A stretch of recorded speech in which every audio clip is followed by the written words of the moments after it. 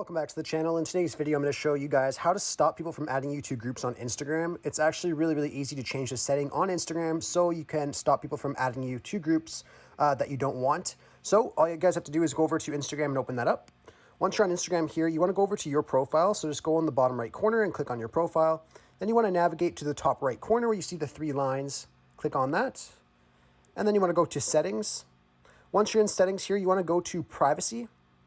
And then once in privacy, you want to go to messages. So click on messages and then scroll down. You'll see group settings with a thing that says who can add you to groups. You want to go ahead and click on that.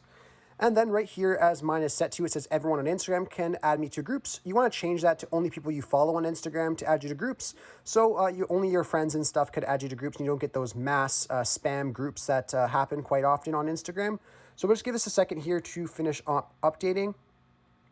Once done updating here, you are good to go and exit out, and you shouldn't have that issue anymore. Anyhow, I really hope I was able to help you guys out with showing you guys how to do this on Instagram. If this video does help you out, be sure to leave a like on the video and subscribe for more. Thanks for watching.